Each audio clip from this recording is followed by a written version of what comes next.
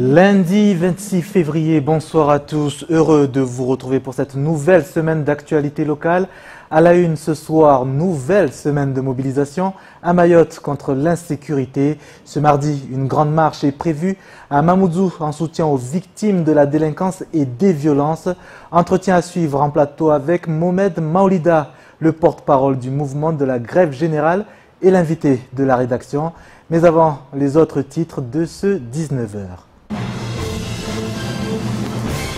La grève générale était encore d'actualité ce matin.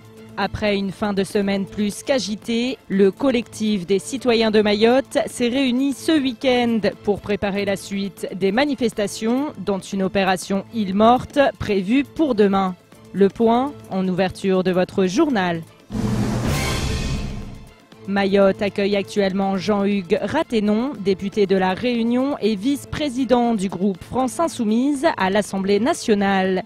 Présent sur notre plateau ce matin, il a apporté son soutien aux grévistes et accusé l'État d'être à l'origine des difficultés que rencontre le département. Le point au cours de cette édition. Alors que le gouvernement a initié avec ses assises de l'outre-mer un temps de réflexion et d'échange impliquant les ultramarins, le Labo des Histoires, une association nationale, a décidé de donner la parole aux jeunes des Outre-mer avec son mégaphone magique. Sur l'île, cette action est portée par l'Agence régionale du livre et de la lecture, Focus, à la fin de cette édition. La mobilisation contre l'insécurité à Mayotte ne semble pas faiblir. Nouvelle semaine de grève générale après une fin de semaine dernière sous haute tension. Ce week-end, le collectif des citoyens de Mayotte est parti à la rencontre de la population de l'île afin de la sensibiliser sur les nouvelles actions à venir. Ce lundi, ce sont les salariés du public comme du privé qui ont fait l'objet d'une visite du mouvement pour préparer une opération île morte ce mardi, impliquant ainsi une fermeture obligatoire des commerces et administrations du chef-lieu. Reportage. Pas de repos pour la société civile, la lutte contre l'insécurité à Mayotte, principal cheval de bataille des organisations du collectif des citoyens de Mayotte qui ont pris ce week-end leur bâton de pèlerin en direction de Amuro et Akwa pour sensibiliser l'ensemble de la population de l'île. Nous appelons toute la population de Mayotte. Il n'y a pas de distinction de race, il n'y a pas de distinction de communauté parce que cette affaire concerne tout le monde. Donc nous appelons toute la population à descendre, à se mobiliser pour combattre l'insécurité ici à Mayotte. Nous devons absolument envoyer un message fort à notre État pour dire que la population mahoraise s'est enfin réveillée et qu'elle veut absolument combattre ce fléau qui touche l'île parce qu'on ne passe pas une journée sans que des gens se fassent poignarder, on ne passe pas une minute sans que quelqu'un se fasse agresser dans les véhicules, dans les maisons et sur les routes. Un appel à l'unité pour une véritable paix sociale au sein du territoire, en présence notamment des élus ou bien encore de certains candidats aux prochaines législatives partielles, des politiques et des autorités dont les absences sont souvent pointées du doigt. La violence est en train de sévir le territoire de Mayotte. Il y a une violence politique ici, il y a une violence économique.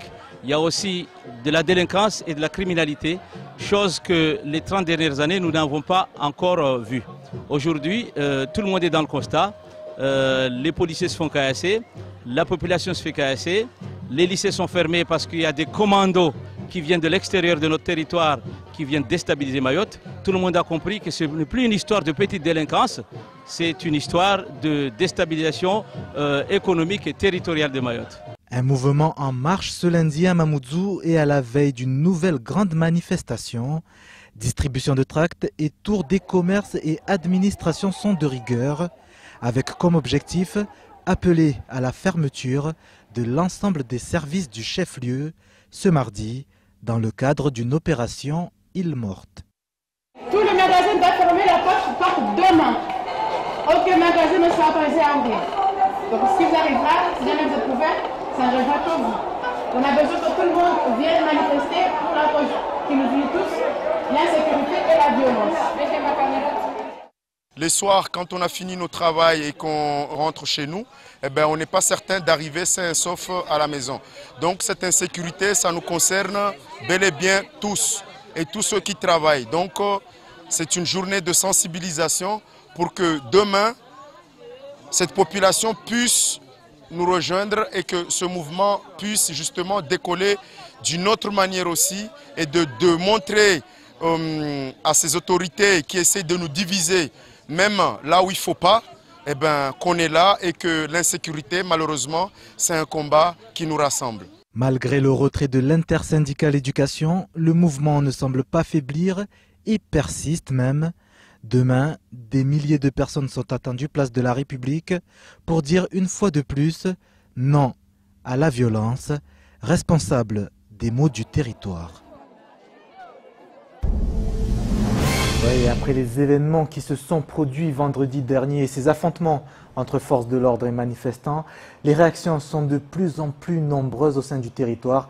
Ce lundi, Mansour Kamardine était l'invité de la matinale de Kwezi. Le député de Mayotte qui a tenu tout d'abord à saluer les policiers confrontés à des conditions de travail bien difficiles pour assurer la sécurité des citoyens. Mansour Kamardine également très dur envers les autorités. Pour le parlementaire, les troubles à l'ordre public qui ont eu lieu en fin de semaine dernière sont avant tout liés à des décisions qui plongent peu à peu Mayotte dans le chaos. Extrait de votre émission Temps de parole. Moi, je voulais dire ce matin à nos compatriotes que la police, notre police, elle n'est pas notre ennemi. Elle est là pour nous assurer la sécurité, nous assurer la liberté d'aller et de venir. Donc, nous n'avons aucune raison de nous en prendre à elle. Et donc là, ce qui s'est passé, la police n'a commis aucune faute. En revanche, l'ordre, elle n'est pas acceptable, elle est fautive. Parce que pourquoi l'a-t-on donné? Il faut le dire. Pourquoi on ne l'a pas donné quand on a bloqué le rond-point de Msapere? Pourquoi on ne l'a pas donné quand on a donné le rond-point de SFR? Pourquoi on ne l'a pas donné quand on a donné? Là, on l'a donné parce qu'il y avait 2 ou 3 touristes qui voulaient prendre l'avion. On aurait attendu à midi, 13 h par là, tout le monde serait parti, les gens partiraient sans problème. Et c'est ça qui est choquant. Et c'est là où je dis, attention, chaque jour, par les décisions inadaptées, par des décisions parfois imbéciles, nous nous rapprochons du chaos. Autre réaction politique liée à ce mouvement de grève générale, celle de Jean-Hugues Ratenon, député de La Réunion et vice-président du groupe France Insoumise à l'Assemblée nationale, actuellement en visite à Mayotte, accompagné notamment de la championne du monde de kickboxing et porte-parole de la France Insoumise, Sarah Swalihi. Le constat est sans appel. Choqués par la situation du 101e département, des membres du mouvement de Jean-Luc Mélenchon soutiennent aujourd'hui pleinement la grève générale et pointent surtout du doigt l'inaction de l'État face aux maux que rencontre l'île au Lagon. Pierre Bellucci, Leslie Vimenet. Jean-Hugues Ratenon, le vice-président du groupe France Insoumise à l'Assemblée nationale, est venu apporter son soutien au binôme candidat du parti en vue des élections législatives partielles dans la première circonscription de Mayotte. Cette visite officielle doit par ailleurs permettre de rencontrer les membres du parti au niveau local, mais également de prendre le pouls du 101e département de France. Et après seulement quelques jours passés à Mayotte, l'élu réunionnais comprend et soutient le mouvement de grève générale débuté mardi dernier. Aujourd'hui, les manifestants expriment cette souffrance. Il faut savoir entendre cette souffrance, comprendre pour pouvoir ouvrir des pistes de réflexion. Soutenez cette manifestation. Je soutiens la mobilisation. Et pourtant, on a tous en tête 2011. Ça nous fait peur quand on voit des mobilisations, des barrages. Ça ne vous fait pas peur de voir plus de 9000 enfants dans les rues? Ça ne vous fait pas peur de voir autant de familles dans la pauvreté? Ça ne vous fait pas peur de voir des gens mourir presque dans l'indifférence? Ça ne vous fait pas peur de voir l'hôpital dans ces conditions? Ça ne vous fait pas peur de voir que des enfants ne peuvent pas être scolarisés parce qu'il n'y a pas suffisamment de classes? Parce qu'il n'y a pas suffisamment de profs? Ça ne vous fait pas peur de voir qu'il n'y a pas suffisamment de policiers pour assurer la sécurité? Ça ne vous fait pas peur de voir que Mayotte est sous tutelle de la Réunion? Ça ne vous fait pas peur? Et la mobilisation du peuple qui exprime un malaise, ça vous fait peur? Non, moi ça ne me fait pas peur. Ce qui me fait peur, c'est justement de voir des êtres humains dans la souffrance. Sarah Swalihi, la porte-parole de la France Insoumise, est également à Mayotte. Championne du monde de kickboxing, championne de France de karaté, De mère comorienne et de père mahorais, elle doit sa réussite professionnelle et sportive aux chances que lui a offert l'éducation nationale. Des chances qui, à Mayotte, sont mises à mal en raison du manque de moyens dans les écoles du département. Je suis une Marseillaise et je suis une Marseillaise issue des quartiers populaires. Je lutte dans les quartiers populaires pour avoir des structures sportives pour que les jeunes des quartiers populaires aient vraiment les mêmes égalités, les mêmes droits que les autres. Quand je viens à Mayotte et quand je suis à Mayotte, je relativise un peu tout. Parce que je me dis que je me bats certes pour les quartiers populaires, ça sera toujours ma priorité, mais quand je vois les équipements sportifs à Mayotte, quand je vois cette jeunesse qui est délaissée, quand je vois qu'elle n'est même pas écoutée, quand je vois que on n'a même pas assez de place pour aller à l'école, sans école, moi j'ai toujours appris, mes parents gagnaient 600 € par mois pour nous élever. L'école n'a toujours été vraiment un ascenseur social. Aujourd'hui, sans l'école, je ne serais pas doctorante en droit, je ne donnerais pas des cours à la faculté d'Aix-Marseille. Et je me dis qu'à Mayotte, on n'a même pas cette chance-là de pouvoir accéder à l'éducation. Conscient des dérives qui peuvent accompagner un mouvement de grève générale, Jean-Hugues Ratenon lance un appel aux grévistes pour qu'ils rejoignent la France insoumise, cela même, selon lui, d'instaurer l'égalité sociale à Mayotte. Vous savez, des fois, on peut se tromper d'orientation. Oui. Pour autant, la souffrance est là. Pour autant, le mal-être est là. Pour autant, le malaise est là. Soutenir ne veut pas dire forcément dire voilà la solution. Allons trouver la solution ensemble. Cherchons la voie pour régler ces problèmes. Et la voie pour régler ces problèmes, c'est justement le programme que nous soutenons. Ce projet qui consiste à dire allons sortir de cet acte de violence vis-à-vis du peuple mahorais, c'est-à-dire allons installer l'égalité sociale à Mayotte. Il faut un grand plan de rattrapage, que ce soit dans l'éducation, mais au niveau de la sécurité aussi, au niveau de la police. Sécurité, éducation, rattrapage social, autant de sujets qui animent la campagne actuelle en vue des législatives partielles. Une campagne durant laquelle la France insoumise compte bien jouer les premiers rôles. Bonsoir Mohamed Maolida. Bonsoir. Vous êtes le porte-parole du mouvement de grève générale. Demain, une action île morte, une action très importante, déterminante. Oui, alors nous avons choisi demain pour mobiliser tout le monde contre cette violence. Et on dit que c'est l'affaire de tous. Et si on ne fait rien, ça veut dire qu'on partage, qu'on épouse. On est d'accord avec cette violence. Donc tous ceux qui ne sont pas d'accord avec la violence, on les appelle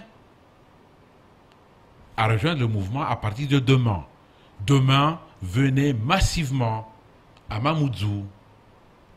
Il y aura des bus, je le dis encore à haute et intelligible voix. Il y aura des bus. Ne laissez pas partir ces bus vides. Je vous conseille même de ne pas emprunter votre voiture personnelle. Prenez les bus et venons faire une marche qui est, dans un premier temps, un cri d'alarme sur les violences à Mayotte, mais aussi un soutien des victimes de tout genre. Mohamed Maolida, vous appelez également les administrations, les entreprises, les commerces à fermer pour ce jour. C'est pas se mettre un peu en difficulté de faire fermer les administrations et les entreprises? Les laisser ouvrir, ce n'est pas aussi leur rendre service parce qu'ils sont les premiers concernés. Ils sont vandalisés matin, midi, soir. Vendredi, Doukabé a pris un coup. Mais on a su pour Doukabé. Qu'est-ce qu'on en sait pour les autres? Il y a même d'autres magasins et des patrons qui ne portent pas plainte. Les administrations, tous ceux qui sont agressés dans leur voiture pendant les bouchons, on prend leur téléphone, on prend leurs objets personnels, ce sont des gens qui travaillent dans l'administration. Sans parler de chez eux. On n'est pas tranquille chez nous. Même chez nous à la maison, quand on dort, on n'est pas tranquille. On a besoin de cette tranquillité, on a besoin que la tête se repose. Et là, après le boulot, la tête ne se repose pas. Donc, on appelle toute personne qui travaillent dans l'administration, qui travaillent dans l'entreprise, chef de magasin, chef d'un groupe, retraité, toute personne, parce que personne n'est épargné. Soyons sûrs, Kwesi en a fait les frais.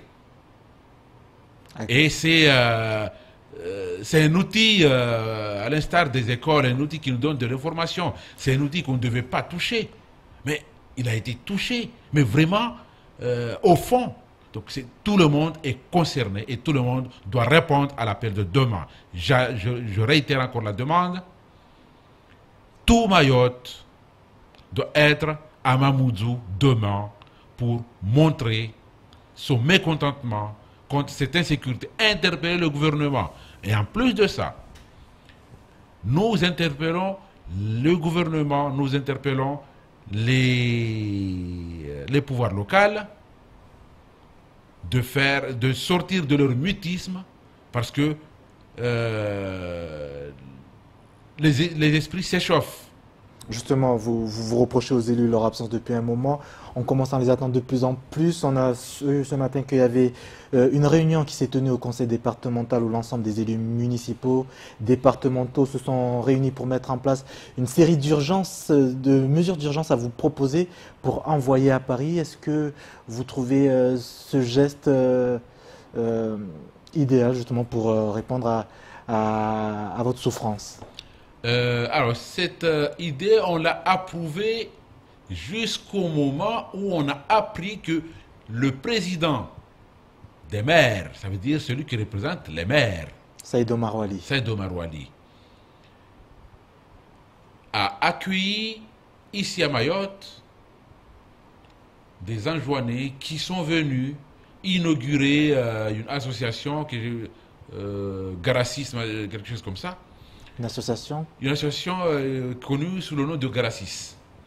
Mais l'important, ce n'est pas le nom de l'association. C'est pendant que Mayotte, tous les habitants de Mayotte, sont là contre l'insécurité. Et on sait bien que l'insécurité est due au surpeuplement. Et ce surpeuplement est dû à l'immigration clandestine massive, venant directement des Comores, et spécifiquement d'Anjouan. Ce n'est pas le moment. Et là, je réitère encore ma demande, à dire aux Maorés de venir dire ça suffit. Ce n'est pas par coïncidence. Les Maorés étaient dans la rue contre le visa Baladur. C'est le moment où le maire de Chirongui avait aussi accueilli ici à Mayotte des maires de Comores. Non, ça suffit.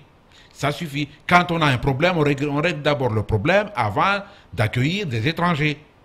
Okay, quel que soit leur programme, tout peut changer par rapport à un temps donné. Donc aujourd'hui, il n'y a pas la place à ça. Venez les Maorés dire non et non. Ce sont nos élus, c'est le président de l'association des maires, c'est lui qui devait donner l'exemple, c'est lui qui devait au contraire réunir tous les maires. On va aller très vite parce que le temps passe. Nous avons appris ce lundi que le ministre de l'Intérieur, Gérard Collomb, étudiait justement la mise en place d'une zone de sécurité prioritaire. Votre réaction par rapport à cela? Le ZSP, ça fait longtemps la ZSP, plutôt, ça fait longtemps que nous avons demandé à ce qu'il soit mis en place. On attend toujours au dernier moment pour mettre ou bien penser. Là, il a pensé. Mais ça ne suffit pas. Les Maorés attendent du ministre de l'Intérieur de vraies annonces et les Maorés l'attendent ici à pied ferme à Mayotte. C'est à Mayotte que ça doit se passer. Il y a des mesures qui ont été prises par les précédents ministres de l'Intérieur. Nous devons faire le bilan et mettre en place déjà ce qui a été arrêté avant de penser à un prochain projet. Les projets qui sont déjà faits doivent être exécutés. Dans ce cas-là, aujourd'hui, qu'est-ce que vous demandez au ministre de l'Intérieur s'il arrive à Mayotte? S'il arrive à Mayotte, c'est de mettre en place un plan de sécurité qui permettra que ces agressions s'arrêtent. C'est de faire en sorte, avec aussi la justice, que le sentiment d'impunité des jeunes agresseurs soit mise à mal pour que ces jeunes sachent qu'ils ne sont pas impunis. Après les débordements de vendredi dernier, qui je rappelle, avec des affrontements avec les forces de l'ordre, est-ce que vous n'êtes pas trompé d'ennemi ce jour-là? Est-ce que vous regrettez justement ces gestes? Non, on ne peut pas regretter parce que nous, on n'a pas fait un affrontement. C'est plutôt le préfet qui a poussé à l'affrontement. C'est le préfet pour vous qui a poussé à l'affrontement? Les forces de l'ordre n'agissent pas sans ordre. Donc ils ont reçu l'ordre de nous bousculer, ils ont reçu l'ordre de nous gazer, ils ont reçu l'ordre de faire ce qu'ils ont fait. Donc ils ont agi en conséquence. Ce qui est regrettable, c'est que le préfet a donné l'ordre juste parce que il y a des gens qui voulaient prendre la barge, comme si le mouvement ne servait à rien. Et là, je réitère encore ma demande aux Mahorais, aux habitants de Mayotte, de répondre massivement à cet appel de demande. Et de manière pacifique? On a toujours été pacifique jusqu'à maintenant et je pense que même demain on sera pacifique. On montre que Mayotte ne s'est pas construit dans la violence et ne se construira pas dans la violence. Merci Mohamed Maoulida d'avoir accepté notre invitation. Je rappelle, rendez-vous demain dès 8 h, place de la République. Oui, c'est moi qui vous remercie. Agriculture dans votre 19 h avec l'ouverture le week-end dernier de son salon Porte de Versailles à Paris.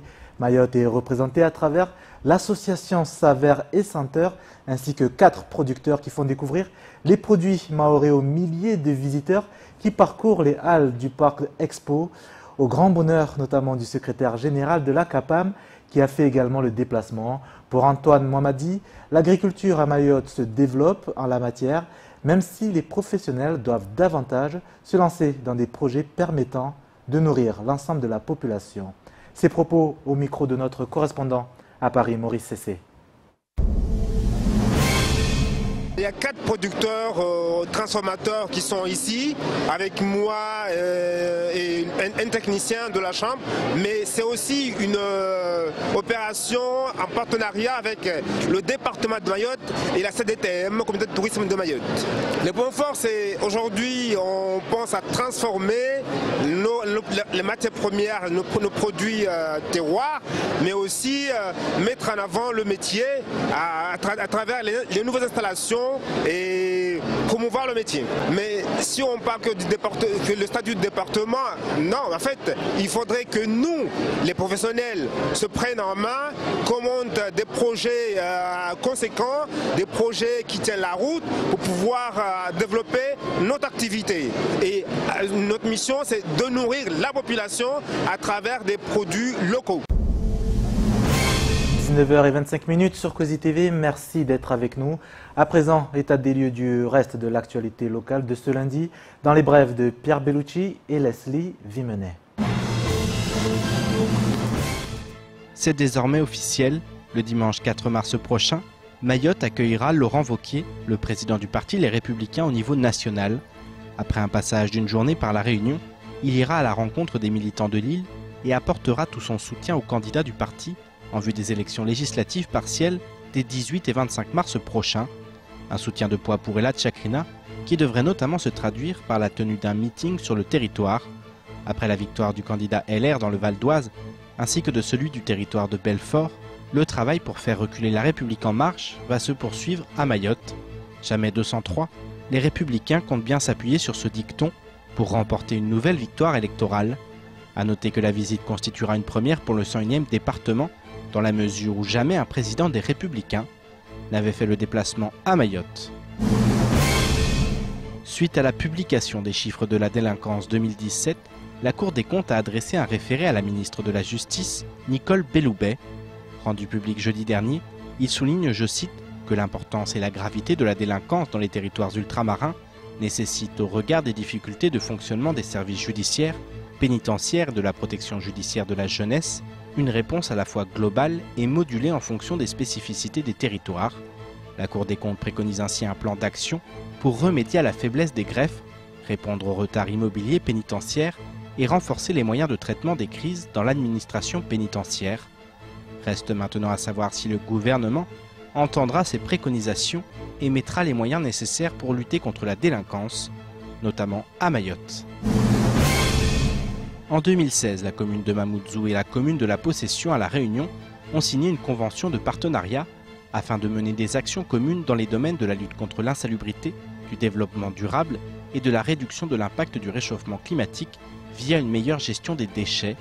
Par ailleurs, et dans le cadre du renforcement de l'intégration régionale, Mamoudzou vient à nouveau de renforcer son partenariat avec La Possession sur ses projets de coopération avec les Comores et sa ville partenaire de Ouani dans le domaine de l'eau et de l'assainissement. Une convention a été signée ce jour au sein du département voisin et doit notamment permettre des échanges d'expériences et des transferts techniques de savoir dans les projets d'aménagement de leurs façades maritimes respectives et de la protection du patrimoine maritime. La première consultation numérique des Assises des Outre-mer a touché à sa fin, mettant en exergue les résultats obtenus à Mayotte avec un taux de participation de près de 15% dans toutes les réponses obtenues des territoires ultramarins. 3 priorités locales ont été mises en lumière: l'amélioration des routes et des déplacements, l'accès aux soins et la prévention de la délinquance. La ministre des Outre-mer, Annick Girardin, a annoncé ainsi le lancement officiel de la 2e consultation numérique qui aura lieu jusqu'au 31 mars prochain.